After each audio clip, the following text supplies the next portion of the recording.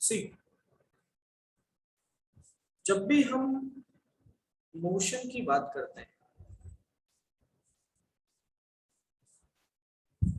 ठीक है, जब भी हम मोशन की बात करते हैं तो we are only considered about कि किसी भी पार्टिकल का क्या स्पीड है, क्या वेलोसिटी है, क्या डिस्प्लेसमेंट है, क्या डिस्टेंस है and so on so fourth. ठीक है, हम इन सब चीज के बारे में कंसिडर्ड रहते हैं। तो उससे पहले हमें एक आइडिया होना चाहिए कि यार डिस्टेंस क्या है, डिस्प्लेसमेंट क्या है।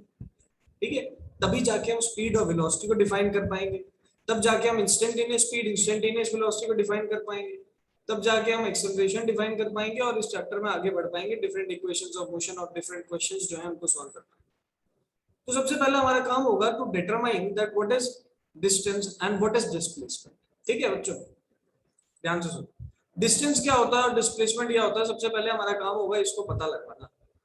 सो मैं यहाँ सबसे पहले एक हेडिंग डालता हूँ which is known as distance.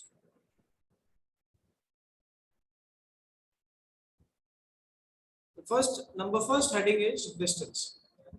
आप लोगों ने 9th क्लास में जरूर ये चीज पढ़ी है कि भाई अगर कोई particle, there is a particle and that particular particle is moving in some direction. जैसे मान लो ये आपका घर है, दिस इज योर होम, ये बनाया मैंने आपका घर, और आपको घर से जाना है कहां पर, लेट अस से बीकानेर में हम रहते हैं, तो आपको जाना है अपने घर से फोर्ट, ठीक है, जूनागढ़ फोर्ट जाना है, ठीक है, जूनागढ़ जाना है अपने घर से। This is point A, your starting point, this is point B, your and.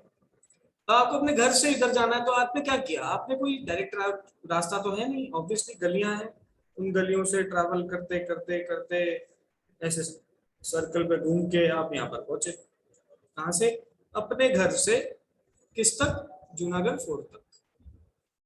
अब ये जूनागढ़ फोर्ट तक आप पहुंचे हो, आपने कुछ ना कुछ एक पर्टिकुलर रास्ता चुना है, आपने कुछ एक पर्टिकुलर जगह चुनी है और उस रास्ते पे चल के आप एक जगह से दूसरी जगह पहुंचे। ठीक है, जब आपने देखा कि यार एक जगह से दूसरी जगह जब आप पहुंच रहे हो तो आप एक बहुत ही डिफरेंट सा, बहुत ही अजीब सा पाथ फॉलो करते हुए चल रहे हो। ठीक है, you are following a zigzag path and then it is becoming a curved path. जब आप इस पूरे पाथ की लेंथ निकाल लोगे, ठीक है, आपने क्या किया, यहाँ से यहाँ तक मेजर किया, फिर इधर मेजर किया, फिर इधर मेजर किया, फिर इधर मेजर किया, ठीक है, ऐसे पूरे पाथ को आप मेजर करने लग गए और कहां से ए पॉइंट से बी पॉइंट तक पहुंच गए, तो जो टोटल पाथ लेंथ है, ठीक है, टोटल पाथ लेंथ है, उसी को हम क्या कहते हैं, डिस्टेंस कहते हैं। So what do you mean by distance? Distance is the total path length covered by an object. एक ऑब्जेक्ट के द्वारा कवर किया गया जो टोटल पाथ लेंथ है उसी को डिस्टेंस कहा जाता है। ठीक है, distance is the total path length, कितना एक ऑब्जेक्ट कवर कर रहा है टोटली। तो सर डिस्टेंस, चलो ये चीज तो क्लियर हो गई, सर क्या ये डायरेक्शन पे डिपेंड करती है? तो हमारा आंसर होगा नहीं, this does not depend upon direction. ठीक है, ये डायरेक्शन पे डिपेंड नहीं करती। आप खुद देखिए, हम जब टोटल पाथ लेंथ निकाल रहे हैं तो हम जब ऊपर भी मेजर करते हैं, फिर हम राइटवर्ड मेजर कर रहे हैं, फिर हम वापस ऊपर मेजर कर रहे हैं, फिर राइटवर्ड मेजर कर रहे हैं। ठीक है, so we are not defining a specified direction, but we are only considered about कि यार इसकी लेंथ कितनी है। ठीक है, हम सिर्फ लेंथ से मतलब रखते हैं। तो हमने क्या किया, टोटल पाथ लेंथ निकालने के लिए हमने डिस्टेंस निकालने के लिए पूरे पाथ की लेंथ कैलकुलेट कर ली, which is ultimately what type of a quantity, this is a scalar quantity. ये कैसी क्वांटिटी है, तो स्केलर क्वांटिटी। कोई भी अपन से पूछे कि भाई जो यहाँ पर अपन डिस्टेंस के बारे में इतना बात कर रहे हैं, ये डिस्टेंस कैसी क्वांटिटी होती है, हमारा आंसर होगा सर ये स्केलर क्वांटिटी होती है। क्यों? क्योंकि स्केलर इसलिए because we are not considered about in which direction the particle is moving, we are only considered about कि भाई जो ये पार्टिकल ने पाथ को ट्रेवल किया है, इस पाथ की लंबाई कितनी है। ठीक है, किस डायरेक्शन में ट्रेवल कर रहा है, वी डोंट केयर।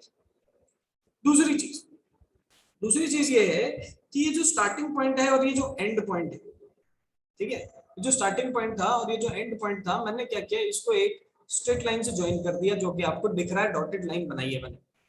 इस डॉटेड लाइन को हम बोलेंगे डिस्प्लेसमेंट, इस डॉटेड लाइन को हम क्या बोलेंगे, डिस्प्लेसमेंट बोलेंगे। Why we are calling this dotted line as displacement? Because displacement is अभी तक हम क्या जानते हैं, displacement is the shortest distance, ठीक है, displacement is the shortest distance between initial and final position, ठीक है, इनिशियल और फाइनल पोजीशन के बीच में जो शॉर्टेस्ट डिस्टेंस होता है उसी को डिस्प्लेसमेंट कहा जाता है। तो हमने यहाँ पर डिस्प्लेसमेंट की बात की, एक शुरुआती पॉइंट लिया ए पॉइंट, एक एंड पॉइंट लिया बी पॉइंट, और इन दोनों के बीच में हमने क्या कर दिया, एक डॉटेड लाइन बना के शॉर्टेस्ट डिस्टेंस को कैलकुलेट कर दिया। कोई दिक्कत वाली बात नहीं है, बहुत ही आसान चीज है, बिल्कुल मुश्किल नहीं है इसमें। So what is displacement? Displacement is the shortest distance. अब सर शॉर्टेस्ट डिस्टेंस मान लो इस केस में निकल के आता है 5 किलोमीटर्स, ठीक है, और जो डिस्टेंस है वो निकल के आता है 10 किलोमीटर्स। मतलब आप 5 किलोमीटर का डिस्टेंस ट्रैवल करके ए पॉइंट से बी पॉइंट पे सबसे शॉर्टेस्ट तरीके से पहुंच सकते हो, सबसे मिनिमम वे से पहुंच सकते हो, इसी को डिस्प्लेसमेंट कहा जाता है। अब देखिए अगर मैं अपने घर की बात करूं और अपने घर से 5 किलोमीटर की बात करूं तो देखो 5 किलोमीटर में सामने भी जा सकता हूँ, 5 किलोमीटर टुवर्ड्स लेफ्ट भी जा सकता हूँ, ठीक है, 5 किलोमीटर में इधर भी जा सकता हूँ। You can see that there can be numerous directions जिसके अंदर मैं 5 किलोमीटर चलूं तो मुझे कोई ना कोई डिस्टेंस मिल जाएगा, कोई ना कोई जगह मुझे मिल जाएगी। लेकिन फिर भी मैं ये बोलूंगा कि मुझे अगर जूनागढ़ जाना है अपने घर से फोर्ट अगर जाना है तो मुझे सिर्फ ए और बी की डायरेक्शन में चलना पड़ेगा, मतलब सिर्फ और सिर्फ इस एरो की डायरेक्शन में चलूंगा तो ही जाके मैं पहुंचूंगा कहां पर, जूनागढ़। दैट मीन्स दो पॉइंट के बीच में जो डिस्प्लेसमेंट होता है उसको डायरेक्शन की जरूरत पड़ती है, ठीक है। हम तो 5 किलोमीटर किसी भी डायरेक्शन में चल सकते हैं, क्या हम जूनागढ़ पहुंचेंगे? नहीं पहुंचेंगे, ठीक है। जूनागढ़ पहुंचने के लिए मुझे सिर्फ ए और बी वाली डायरेक्शन में ही चलना पड़ेगा, ठीक है, और इसी को हम रिप्रेजेंट कर रहे हैं इस एरो से। सो कोई भी अपन से पूछे कि what is displacement, we will say that sir it is the shortest distance between initial and the final position, ठीक है, बिल्कुल सही बात है। इनिशियल और फाइनल पोजीशन के बीच में जो शॉर्टेस्ट डिस्टेंस है वो हमारे पास क्या है, डिस्प्लेसमेंट है, कोई दिक्कत वाली बात नहीं। तो सर इसके बाद क्या ये डायरेक्शन पे डिपेंड करता है? तो हम बोलेंगे yes, it depends on direction, ठीक है, ये डायरेक्शन पे डिपेंड करता है, इट डिपेंड्स ऑन डायरेक्शन। और इसीलिए हम इसको किस टाइप की क्वांटिटी बोलते हैं, इसीलिए हम इसको एक वेक्टर क्वांटिटी कहते हैं।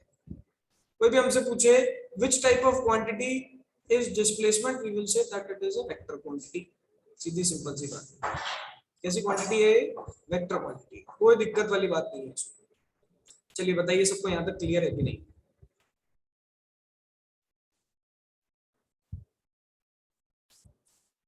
मैं चाहूंगा कि आप लोग खुद निकाल के मुझे बताएं, ठीक है, बेसिक क्वेश्चंस है, 9th लेवल क्वेश्चंस है, आप लोग ने पहले कभी ना कभी तो करा ही होंगे। The question is like this, there is a person who is moving in this direction, ठीक है, this person moves for 3 kilometers and then this person takes a left turn and again moves for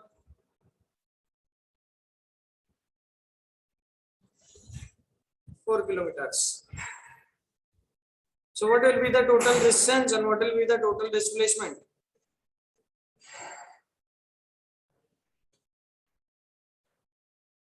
Yes,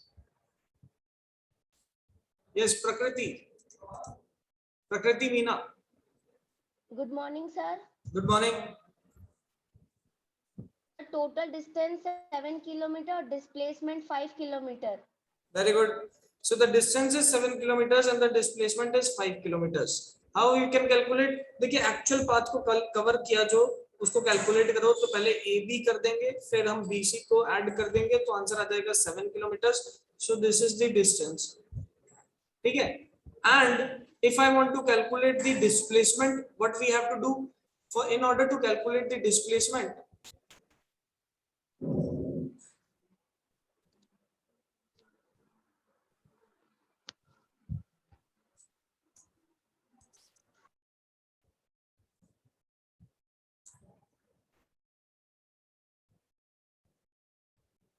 In order to calculate the displacement, what we will do, we will calculate the shortest distance between A and C, ठीक है, initial and the final point. Shortest distance between A and C अगर मैं calculate करूं तो उसी को हम क्या कहेंगे, डिस्प्लेसमेंट। एंड यहाँ से वो पाइथागोरस थ्योरम से कैलकुलेट किया जा सकता है। So AC will be equal to under root of 9 plus 16, this is under root of 25 and we can say this is 5। So यहाँ से ये तो सिंपल क्वेश्चन था, बड़े आराम से अपन ने निकाल दिया। दूसरी बात करते हैं, नेक्स्ट क्वेश्चन देखते हैं कौन आंसर बताएगा।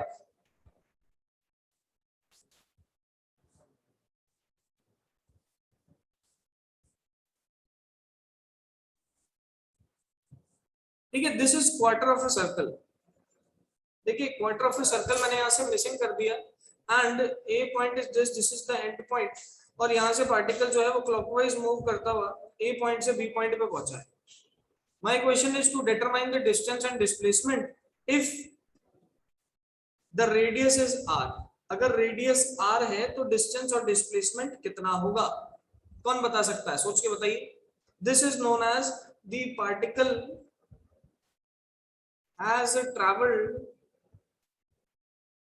3/4 of a circular path.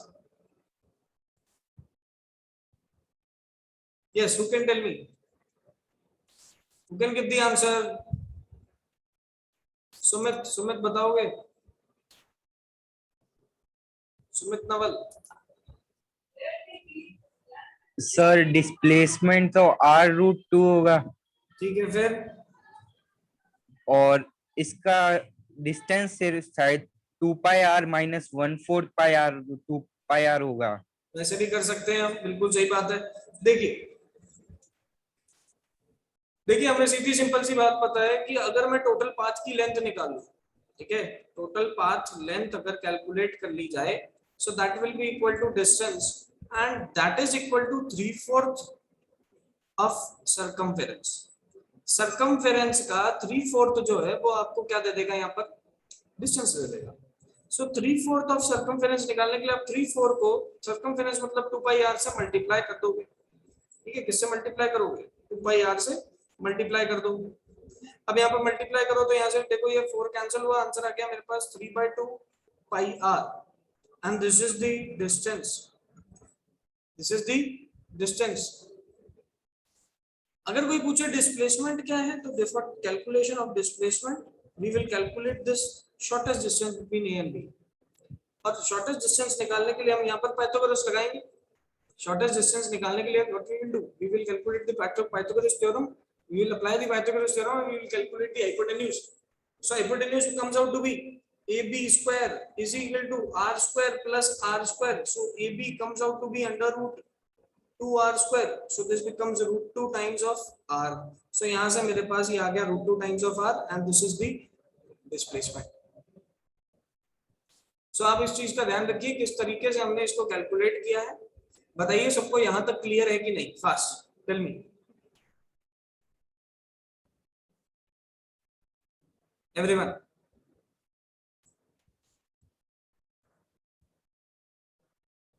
फिर अपन नेक्स्ट क्वेश्चन पे चलेंगे।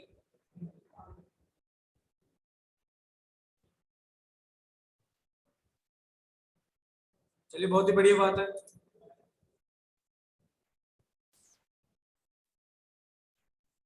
अगले क्वेश्चन की तरफ चलते हैं। अगला क्वेश्चन देखो क्या कह रहा है, यहां से मैं एक चीज आपको सिखाने की कोशिश करता हूं। देखिए this is the starting point of a particular particle and from this starting point the particle moved like this, the particle moved like this, reached a point B and then took a U-turn, ठीक है, and then took a U-turn and goes to the point C, goes to the point C. In this particular process, what is the length of AB? So the length of AB is 3 kilometers. What is the length of BC? So the length of BC is 7 kilometers. Okay, this has been given to us. Now what is the direction of the particle? So the direction first moved from A to B and then moved from B to C. My question is to calculate the distance, total distance traveled and the net displacement of the particle, ये हम calculate करना चाहते हैं। I want answers from everyone, tell me what may be the answer for this question. Yes Apeksha. So the distance will be 10 kilometers and displacement is 4 kilometers, I guess. Okay, so distance we can calculate by just adding the total path. So total path is 7 plus 3, which gives us 10 kilometers. And in order to calculate the displacement, we need shortest distance. So shortest distance between initial and final position is this.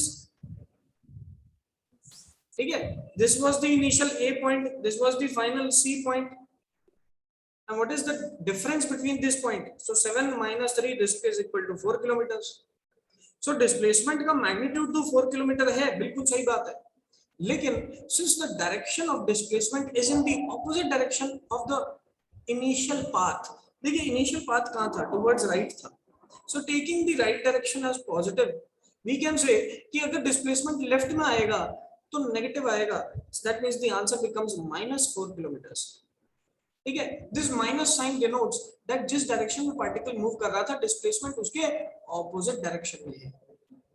ठीक है, so here we can say that this negative sign simply denotes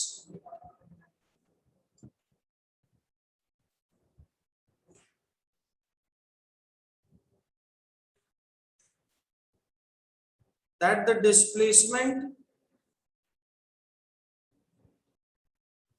is in the opposite direction of motion। ठीक है, simply displacement जो है वो motion के opposite direction में है, खत्म बात, इतना याद रखना। चलिए, तो यहां से एक चीज अपन को क्लियर होती है, यहां से एक चीज अपन को क्लियर होती है, और वो सिंपल सी चीज क्या है हमारे पास, that displacement is being a vector quantity, displacement being a vector can be zero, displacement zero भी हो सकता है, डिस्प्लेसमेंट पॉजिटिव भी हो सकता है, एंड डिस्प्लेसमेंट नेगेटिव भी हो सकता है। ये तीन चीज हमें यहां से याद रखनी है। So displacement being a vector quantity, it can be zero also, it can be positive also, and it can be negative also। ये हमें यहाँ से समझ में आना चाहिए, कोई दिक्कत वाली बात इसमें नहीं होनी चाहिए। आइए एक और बात करते हैं। बात मेरे पास ये है कि मान लीजिए आपके पास ये स्टार्टिंग पॉइंट था, this is the starting A point, and the particle is moving from this A point to B point. ठीक है, and the particle is moving from this A point to B point. देखिए, जब तक particle एक straight line में चलता रहता है, जब तक पार्टिकल एक स्ट्रेट लाइन में चलता रहता है, अपनी डायरेक्शन को चेंज नहीं करता, that means you can see in this particular diagram that the particle is moving from A to B and it is moving in one straight line only. So in this particular case, the relationship between distance and displacement is what? Who can say? Who can give the answer that what is the relationship between distance and displacement in this particular question?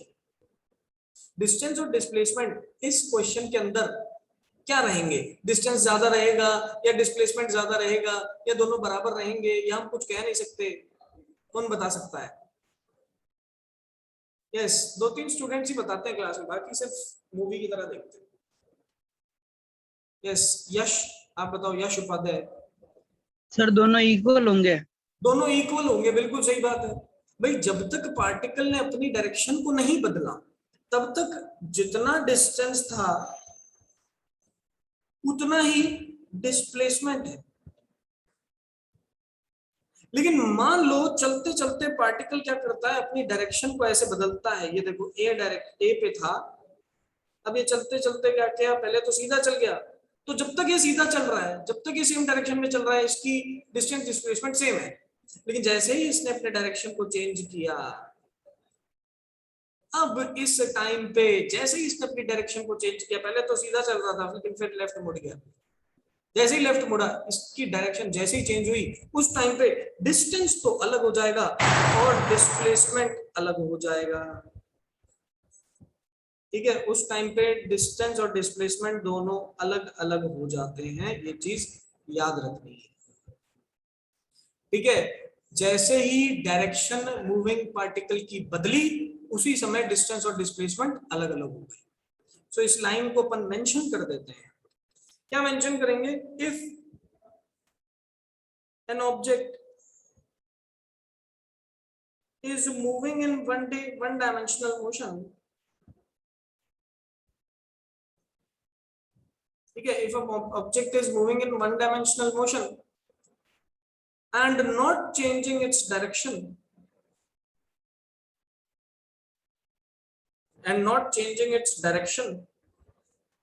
then magnitude of displacement is equal to distance। उस case में magnitude of displacement जो है वो distance के बराबर रहता है। लेकिन मान लो अगर ये डायरेक्शन बदल दे, so if direction is changed,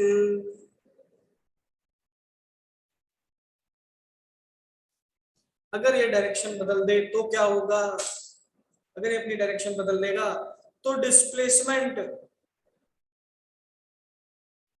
कम हो जाएगा डिस्टेंस से, क्योंकि डिस्टेंस तो हमेशा बढ़ता है, लेकिन डिस्प्लेसमेंट क्या होता है? शॉर्टेस्ट डिस्टेंस, वो छोटा हो जाएगा।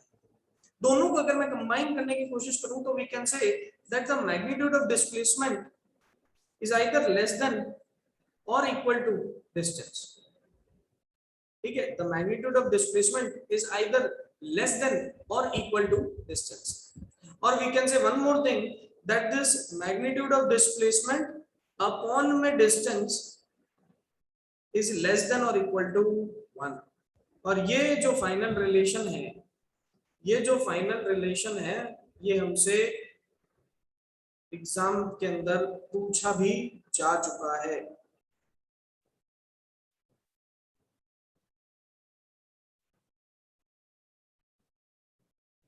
ये जो फाइनल रिलेशन है ये हमसे एग्जाम में पूछा जा चुका है, खत्म बात। क्या याद रखना है कि भाई जो डिस्प्लेसमेंट है वो या तो डिस्प्ले डिस्टेंस के बराबर रहेगा या तो वो उससे छोटा होगा। डिस्प्लेसमेंट क्या कभी डिस्टेंस से बड़ा हो सकता है क्या? सोच के बताइए, हु कैन टेल? क्या कभी डिस्प्लेसमेंट डिस्टेंस से बड़ा होगा? हो सकता है क्या? Is it possible? जितने लोग कहते हैं is it's possible, hand raise करके बताओ, पोल्स करवाते हैं। जितने लोग कहते हैं कि इट इज पॉसिबल, सर हो सकता है, बिल्कुल सही बात है। इसका मतलब आप लोगों को कॉन्सेप्ट क्लियर है। डिस्प्लेसमेंट हमेशा शॉर्टेस्ट डिस्टेंस है, दैट मींस वो हमेशा डिस्टेंस से छोटा होगा या तो बराबर होगा। ठीक है, उससे बड़ा कभी नहीं हो सकता। क्या कभी शॉर्टेस्ट डिस्टेंस एक्चुअल डिस्टेंस से बड़ा हो सकता है क्या? नहीं हो सकता। तो उसको शॉर्टेस्ट क्यों बोल रहे हैं? फिर तो उसे लॉन्गेस्ट बोलेंगे। तो ये तो कॉमन सेंस, ये तो डेफिनेशन के अंदर लिखा हुआ है, तो इस चीज का आप ध्यान रखें। चलिए बताइए, यहां तक सबको क्लियर है कि नहीं?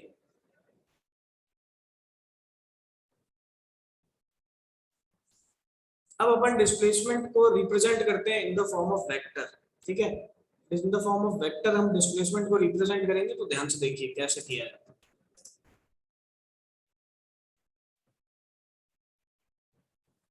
थोड़ा सा वेक्टर यूज करूंगा मैं यहाँ पर, तो आप लोगों को ध्यान रखना है किस तरीके से हो रहा है। देखिए, वाई एक्सिस है, ये एक्स एक्सिस है, ये मेरा स्टार्टिंग पॉइंट था, ये मेरा एंड पॉइंट। एक पार्टिकल था जो कि ऐसा कोई पाथ फॉलो करता हुआ, इस तरीके का कोई पाथ फॉलो करता हुआ ए पॉइंट से बी पॉइंट तक पहुंचता है। इन पार्टिकल्स के मैं क्या करता हूँ, पोजीशन वेक्टर्स को ड्रॉ कर लेता हूँ। इन पार्टिकल के पोजीशन वेक्टर्स को ड्रॉ कर लेता हूँ। ऐसे मैंने पार्टिकल्स के पोजीशन वेक्टर्स को ड्रॉ कर लिया। पोजीशन वेक्टर्स क्या होते हैं? तो ये देखो, ये आर ए वेक्टर हो जाएगा, position vector of A, origin से जोड़ के। और ये क्या हो जाएगा? R B vector, position vector of B. इन दोनों के बीच में देखो मैं एक लाइन बनाता हूँ, ए और बी के बीच में। ये मैंने एक लाइन बनाई यहाँ पर ऐसे, ठीक है, और ये जो लाइन है यही तो हमारा डिस्प्लेसमेंट है। अगर इसको देखें तो दिस इज ओनली डिस्प्लेसमेंट। ठीक है, तो आपको समझ आ रहा है कि डिस्प्लेसमेंट तो ए और बी के बीच का स्ट्रेट लाइन होगा, वो होगा। And r A vector is the position vector of A and r B vector is the position vector of B. So now first of all let us define the coordinates of A and B points. तो A और B points के जो coordinates हैं उसको define करते हैं। ए point का coordinate मैं लिख रहा हूं x1, y1, z1 and B point के कोऑर्डिनेट्स को मैं लिख रहा हूं x2, y2, z2। ये लिख दिया मैंने। 2 मिनट वेट करेंगे बेटा। आज सिर्फ ये आज का लास्ट टॉपिक है, फिर खत्म करते हैं अपन। इस पे बेस्ड जो क्वेश्चंस होंगे वेक्टर फॉर्म वाले वो अपन कल देखेंगे। देखिए दोनों पॉइंट्स के मैंने कोऑर्डिनेट्स लिख दिए।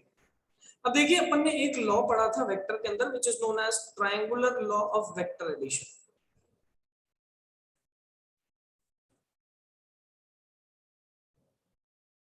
क्या पढ़ा था? Triangular law of vector addition. Triangular law of vector addition हमें ये कहता है कि अगर दो वेक्टर्स दो adjacent side of the triangle बनाए तो जो तीसरा वेक्टर है वो उसका रिजल्टेंट हो जाता है। तो यहाँ से अपन ऐसे लिख सकते हैं आर ए वेक्टर और ये वाला जो वेक्टर है जिसको मैं डेल्टा आर वेक्टर शो कर रहा हूँ, डिस्प्लेसमेंट वेक्टर, ये दोनों वेक्टर दो adjacent sides of the triangle बना रहे हैं। तो इनका जो रिजल्टेंट होगा वो आरबी के बराबर होगा, तीसरे वेक्टर के बराबर होगा, तीसरी साइड के बराबर होगा। ये triangular law of vector addition होता है। तो यहाँ से हम डेल्टा आर वेक्टर को जब कैलकुलेट करते हैं ये बनता है R B vector minus R A vector. What is R B vector? The position vector of B. What is R A vector? The position vector of A.